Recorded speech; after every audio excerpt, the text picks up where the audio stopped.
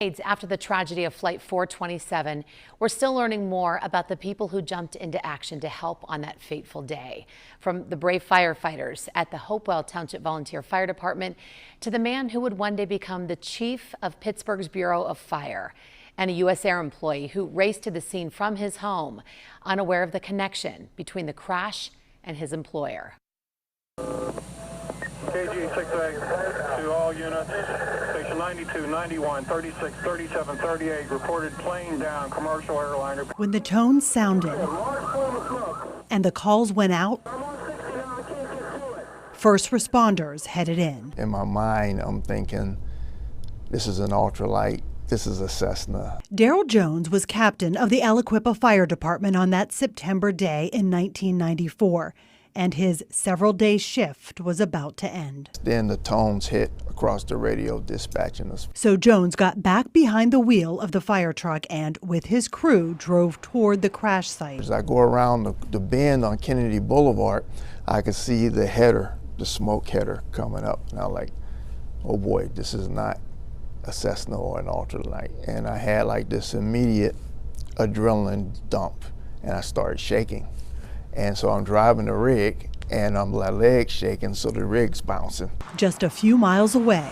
KG-6A to Hopewell Fireman, you reported a commercial airliner area of Green Garden Plaza. Hopewell was getting the call, too. I jumped in the back here, which is the pack seats.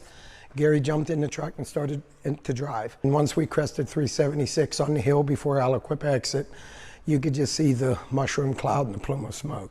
Hopewell firefighter Dan Caton and then Chief Gary Van Newkirk were also now headed toward Flight 427. Aliquippa was in front of me. I was the second truck in. I relayed our water supply to them because they already took off a couple of hoses off their truck and they were going to need water. I knew they were going to need water.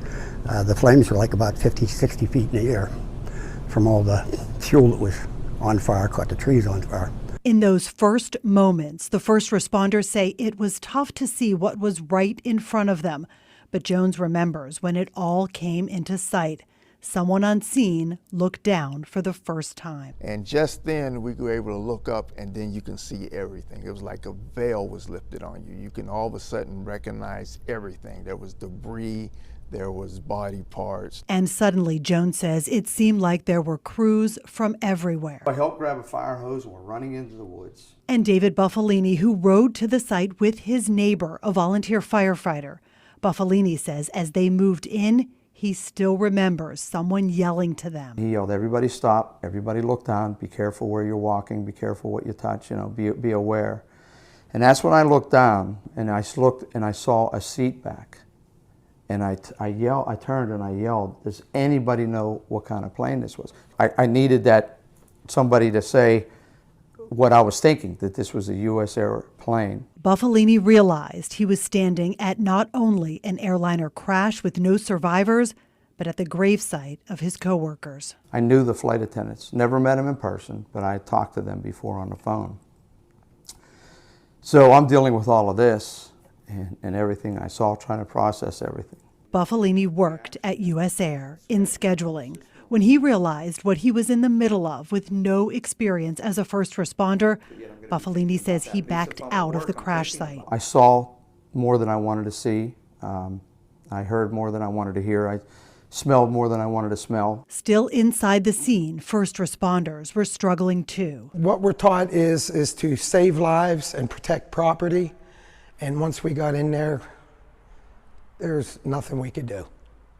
It's basically, it turned into a recovery and just protect the perimeters from fire. Caton and Jones. I could remember seeing the engines, the landing gear, the tail section. Spent hours working among the debris and casualties. We had an easel set up down at the command center, Green Garden Plaza, and we had these papers. And Chief Van Newkirk was now running the command center a mile away, keeping track of which crews were where and what needed done next. A lot of it are personal memories of what I did, who was on the truck with me. For 30 years, Van Newkirk has kept these reminders on the table and with him. The smell of diesel fuel was a big thing for me.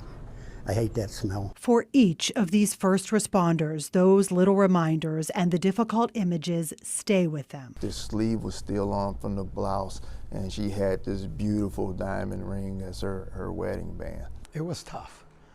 It was tough going through that, seeing family members. The nightmares stayed with me for a long time. But on that day, through their difficult moments along this hillside and the reminders still decades later, each of these men say their thoughts always go first to the passengers and crew aboard U.S. Air Flight 427 and the families they left behind.